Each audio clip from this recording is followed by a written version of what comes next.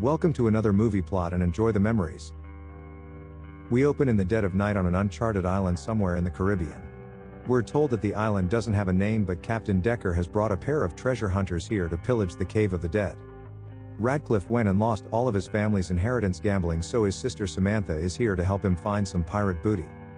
At the mouth of the cave, Decker says that the natives sacrifice people here so their ghosts will guard the treasure from thieves, which would have been good to know earlier.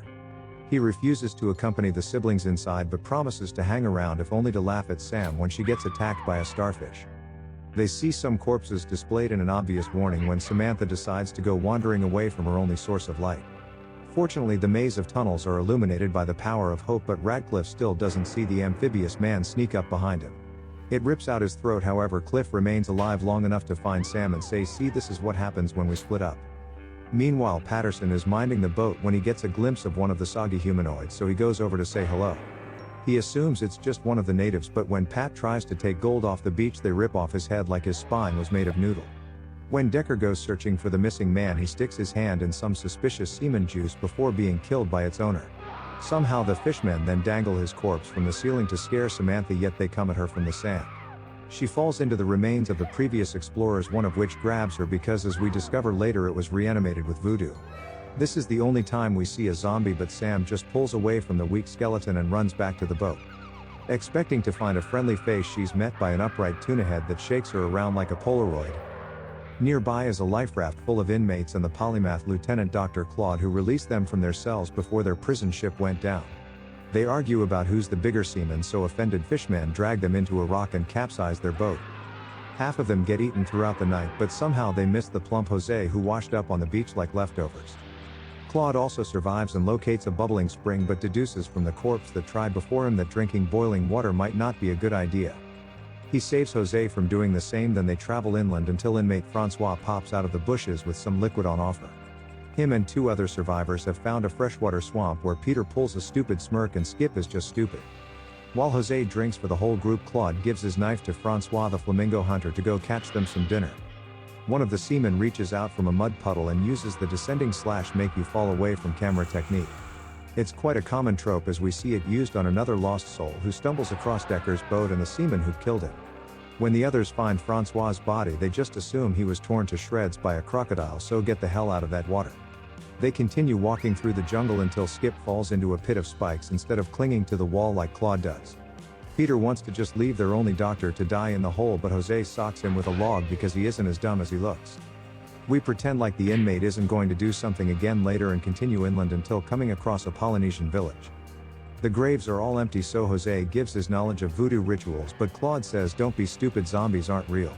They suddenly all scream like little girls when no-nonsense Amanda appears out of nowhere and tells the intruders to piss off.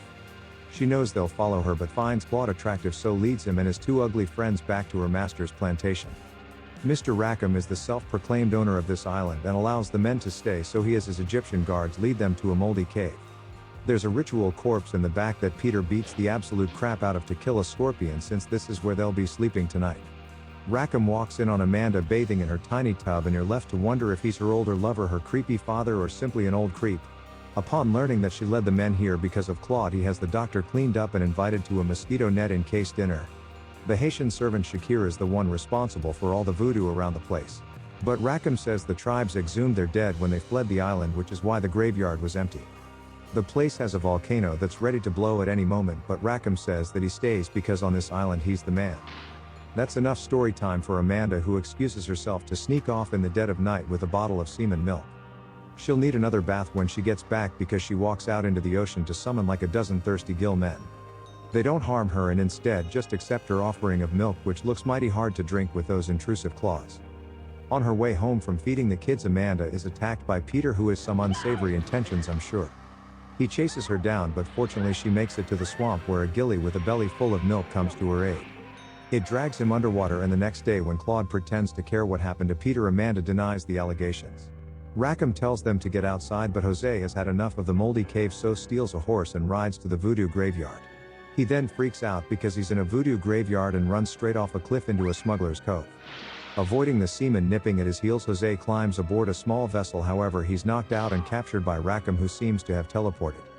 Meanwhile, Claude is wandering around the island and is attacked by Gilly, but he isn't able to get through his invisible plot armor.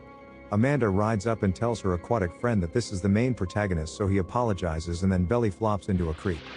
The next morning, Claude confronts Amanda, but she continues to act oblivious while Rackham just says he doesn't have any semen.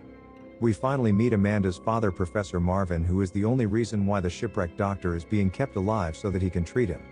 Amanda wants to see her father, but Rackham locks her in her room and decides that now's the time he's going to get freaky.